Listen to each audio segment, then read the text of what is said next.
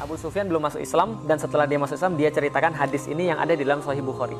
Nah, kemudian apa yang dia ceritain? Bercakap-cakaplah dia sama Heraklius. Setelah dia bercakap-cakap, lantas Heraklius bilang, kalau benar semua yang Anda katakan tadi tentang sifat orang ini, maka orang ini adalah nabi sebagaimana yang kami kenal dalam kitab-kitab kami. Maka sampaikan bahwa kalau dia ada di depan saya akan cium kaki dia, dan kalau dia mau tahu kekuasaan dia sebentar lagi akan sampai di depan saya. Maka dia kumpulin seluruh orang-orang pembesar-pembesar, dia bilang, kita masuk Islam aja. Seluruh pembesar bilang, heboh, oh gila ini.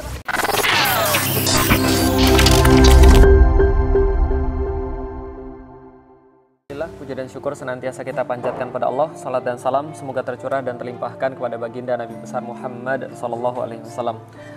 Tuan rumah, insya Allah dirahmati Allah, Mas Dani, Mas Ahmad Dani, dan juga anak-anaknya terutama Mas Al, El, dan Dul. Nah, sudah apal saya, Al, El, dan Dul. Cuma nama lengkapnya belum.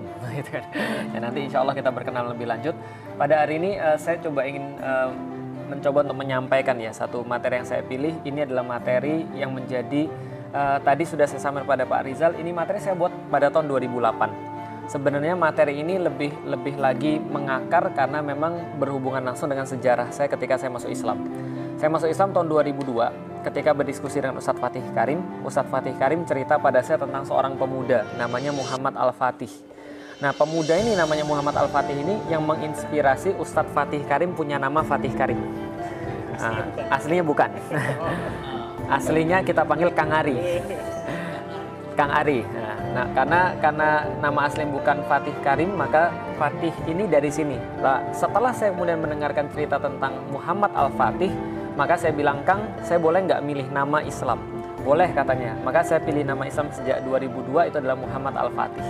Itu nama saya sejak 2002 dan saya punya tanggung jawab untuk memperkenalkan ini. Dan pada saat itu orang-orang belum tahu. 2007 untuk kedua kalinya saya dengar Muhammad Al-Fatih dari orang lain, namanya Ustadz Hafiz Abdurrahman, Ustadz kita semua. Beliau sekarang bangun pesantren, jadi bukan pesantren saya bantu beliau untuk bangun pesantren karena beliau memang kiai haji, memang ya orang pesantrenan luar biasa. Dia menceritakan tentang kisah Muhammad Al-Fatih. Maka saya merasa ini tanggung jawab saya sejak tahun 2002 belum saya realisasikan. Maka sejak tahun 2007 itulah saya benar-benar serius untuk menyelidiki tentang Muhammad Al-Fatih dan buat satu materi tentang Muhammad Al-Fatih, lebih karena kekesalan saya waktu itu. Jadi boleh nggak sih seorang muslim tuh punya rasa kesal? Boleh. Tapi cara merespon rasa kesal itu seperti apa? Untuk proof something pada orang lain, kita harus membuktikan sesuatu bahwa yang dia sangka itu adalah sesuatu yang salah. Karena balasan terbaik pada orang-orang yang nyinyir adalah dengan berkarya. Karena karya itu yang paling dibenci sama orang-orang yang memang ingin menjatuhkan kita. Nah, maka Muhammad Al-Fatih adalah sebuah materi yang saya buat ketika orang meragukan tentang kebangkitan Islam. Awalnya itu. Maka ini materi udah dari tahun 2008. Maka masih ada follow @felixyau. Waktu itu di Twitter 2008. Jadi belum masuk ke Instagram. Nah, di gambar ini semuanya palsu kecuali satu, pedang. Pedangnya asli. Dan kalau nanti setelah kisah ini Mas Ahmad Dhani mau ke Istanbul, insya Allah saya akan pandu secara pribadi.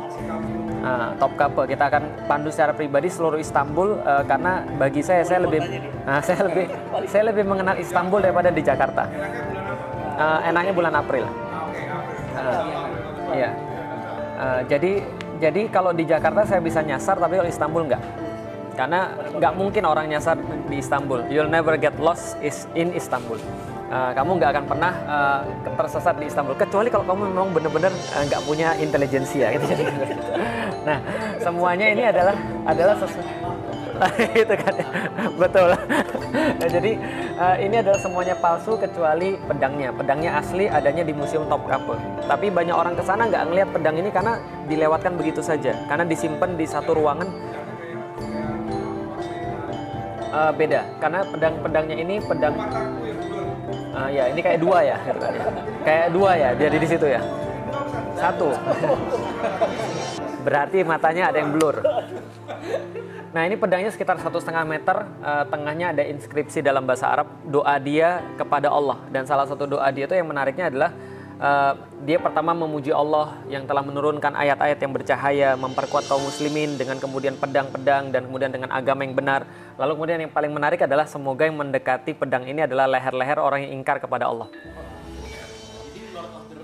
Iya, bisa jadi dari situ. Iya, betul, hampir sama itu kan ya. Nah, ini adalah tentang Muhammad Al-Fatih. Pertama-tama saya cobain jelasin satu konsep tentang bisyarah Rasulullah Shallallahu Alaihi Wasallam. Bisyarah ini adalah kalau dalam bahasa Indonesia kadang-kadang orang ngundang ustadz terus tanya, mohon maaf ustadz, bisyarahnya berapa ya? Saya waktu itu bingung, kenapa? Karena dalam bahasa Arab yang saya pahami bisyarah itu bisyarah itu artinya adalah kabar gembira. Sedangkan orang-orang di Indonesia, ustadz-ustadz mengartikan bisyarah sama dengan amplop. Mungkin karena ustadz tuh seneng ketika dikasih amplop gitu kan ya. Nah maka kabar gembira itu adalah bisyarah. Bisyarah adalah kabar gembira dari Rasulullah Shallallahu Alaihi Wasallam. Bagi saya kabar gembira ini adalah sesuatu yang menjaga saya agar tetap on track. Ketika saya lagi lesu, ketika saya lagi futur, ketika saya lagi merasa lemes, ketika saya lagi merasa bahwa kayaknya ini susah banget, maka saya selalu ingat bisyarah. Ibarat kata seperti apa? Seperti tempat berteduh di tengah-tengah terik, dan seperti tempat berharap ketika kita lagi putus asa. Jadi ini adalah bisyarah.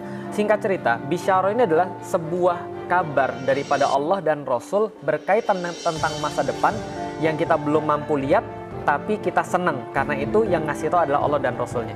Contoh, surga itu bisyarah. Ketika kita lagi lemas, kemudian kita dikasih tahu tentang surga.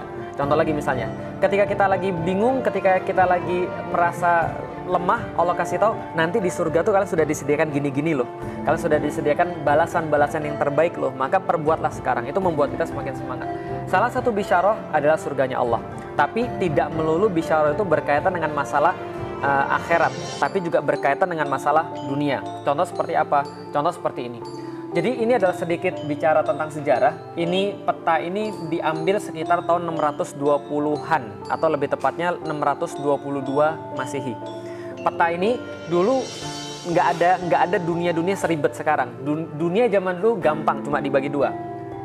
East, West, selesai. Sama kayak Roma. Betul. East, West. Tapi tadi bicara menarik, jadi kalau di sini amplop ya. Amplop. Jadi translasinya angpau. Nah, betul. Angpau itu termasuk bisyarah. Nah, yang namanya East adalah Persia. Persia adalah peradaban tua banget, peradaban yang ya sangat tua lah. Waktu itu ketika tahun 622, dia sudah berusia kira-kira 1173 tahun. Peradaban tua, peradaban lama, peradaban yang besar banget dan dia menguasai sekitar 7,4 juta kilometer persegi. Jadi hampir sekitar 3,5 kali lipatnya Indonesia, sama laut-lautnya sekalian. Nah, sedangkan Romawi ini menjadikan lautan Mediterania sebagai lautan pribadi mereka. Nah, ini lihat, ini lautan Mediterania nih. Ini lautan pribadinya orang-orang Romawi. Maka dikatakan sebagai ya lautnya Romawi. Nah, karena mereka menguasai lautan sebegitu besar, maka mereka punya kesempatan untuk membuat sebuah armada laut paling hebat di dunia. Sorry aku interupsi ya, itu kan tahun 620 ya, ya kan? 650 tahun. 650 tahun. Oh iya, petanya 620-an tahun Masehi. Berarti itu udah sisa-sisa dari Imperium Romawi. Betul. Sebenarnya Romawi udah nggak ada. Sisa-sisa aja, kecil-kecil aja itu. Betul, sisa-sisa Persia sekaligus kebangkitan Romawi Timur. Tapi pecah-pecahnya Romawi Barat. Nah, karena ini adalah sebelah Utara masih solid ya? Sebelah utara justru pecah juga. Pecah juga. Karena betul, pecah semua. Nah, jadi kalau kita lihat ini adalah Persia, mereka bersatu, tapi sudah sisa-sisa karena memang sudah sangat lemah sekali karena mereka sering perang berdua kan. Sering perang berdua. Nah, ini adalah kemudian Romawi kebagi dua. Ada Romawi sebelah timur, ada Romawi sebelah barat. Romawi sebelah barat setelah kemudian Konstantin memindahkan ibu kotanya ke Konstantinopel, makanya namanya kan Konstantinopel karena dari namanya Konstantin, maka Eropa Barat itu pecah-pecah menjadi kerajaan-kerajaan. Dan pecah-pecahnya menjadi kerajaan itu mereka buat satu perkumpulan namanya The Holy Roman Emperor. Nah, Holy Roman Emperor ini punya satu pemimpin namanya Paus. Kenapa Paus? Karena sebelah sono, Romawi sebelah barat, ini adalah penghuninya orang-orang Latin. Orang-orang Latin ini punya agama namanya Kristen Katolik. Sedangkan orang-orang Romawi sebelah timur, yang sebelah ini yang warna ungu ini punyanya orang-orang Yunani yang pertama kali menerima agama Nasrani. Maka mereka nama agamanya Kristen Ortodoks. Nah, coba saya ulangi lagi. Sebelah sini Kristen Ortodoks atau Romawi atau Bizantium. Sebelah sini adalah Romawi sebelah barat yang mereka punya perkumpulan namanya Holy Roman Emperor, orang-orangnya orang-orang Latin dan agamanya adalah Kristen Katolik. Kristen Protestan mana? Belum nyambung karena urusannya belum sampai di sini. 622 itu sekaligus menjadi satu tahun penting di dalam Islam. karena terjadi peristiwa hijrah Rasulullah dari Mekah ke Madinah. Nah, dari Rasulullah dari Mekah, di sini Mekah ke Madinah, ini bukan bendera partai atau bukan bendera HTI gitu kan ya. Ini adalah bendera Rasulullah berdasarkan hadis yang sangat jelas. Di Madinah beliau mendirikan sebuah kepemimpinan baru, dan pada saat itu beliau diapit oleh dua raksasa besar. Satu adalah Imperium Persia, satu lagi Imperium Romawi. Romawi sekitar 5 juta kilometer persegi, dan kemudian Persia sekitar 7,4 juta kilometer persegi. Apa buktinya? Suatu waktu tahun 627-an itu Rasulullah pernah dapat satu ayat daripada Allah. Gulibatir Rum fi atnal ard. Akan dikalahkan orang-orang Romawi di tempat yang paling dekat. Wa hum mim ba'di ghalabihim sayakhlibun fi bid'i sinin. Dan setelah mereka dikalahkan, mereka akan kembali mengalahkan Persia dalam waktu dekat. Kenapa ayat ini bisa turun? Karena pada tahun 627 itu para sahabat sedang ramai tentang pembicaraan dunia. Apa pembicaraan dunia? Ada Clash of Civilization. Ada sebuah perang besar namanya Perso-Roman War. 627 itu besar sekali, dan saking besarnya pembicaraan itu orang bilang, ini yang menang siapa nih? Persia kah yang sudah lebih senior atau Romawi kah yang kayak anak muda? Mereka bilang, ini siapa yang menang nih? Persia kah yang akan menang melawan Romawi? Salah satunya ada di film 300. Nah, itu kan Persia lawan Yunani kan gitu ya. Nanti betul, nanti Persia lawan Romawi. Nah, setelah kemudian mereka bertanya-tanya, bahkan Abu Bakar ikut taruhan. Abu Bakar taruhan. Kenapa? Karena pada saat itu di Madinah itu sentimennya adalah orang Madinah itu memihak para penyembah api Zoroaster. Ya, penyembah api, pokoknya kami pihak mereka pasti menang. Betul, Ahura Mazda.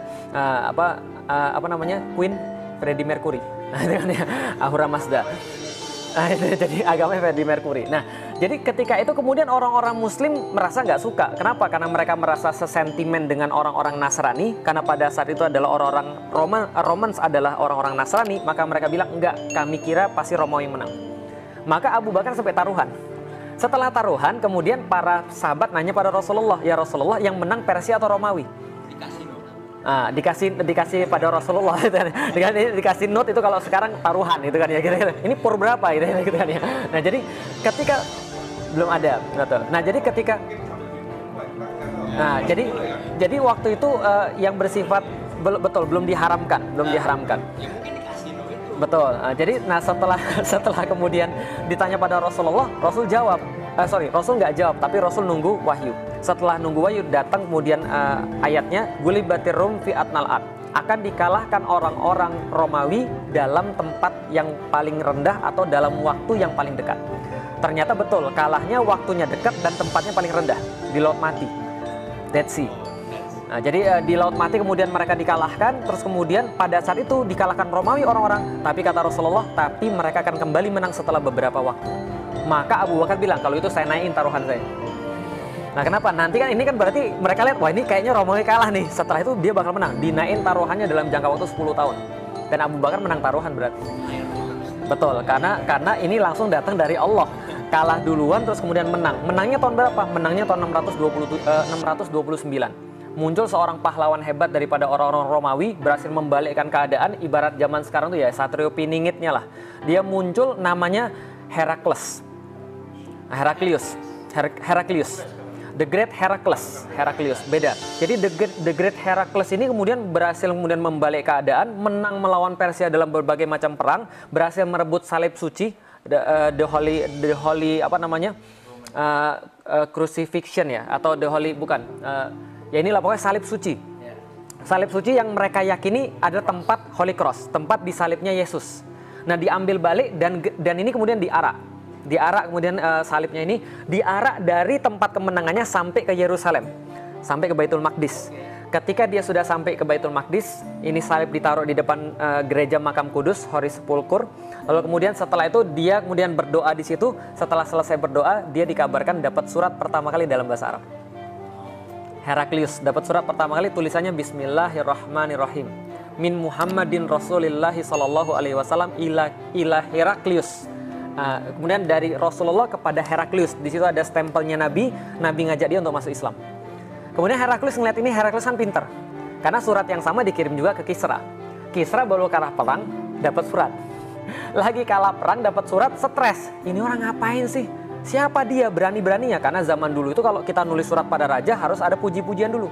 Dari Felix Xiao kepada Fatih Karim yang kepada Fatih Karim yang punya rumah besar, yang punya duit banyak, yang punya mobil banyak juga, yang anak-anaknya juga banyak, istrinya baru satu, misalnya istri baru satu, dan dari Felix hambamu yang hina pengen minta bantuan, kan gitu kan ya?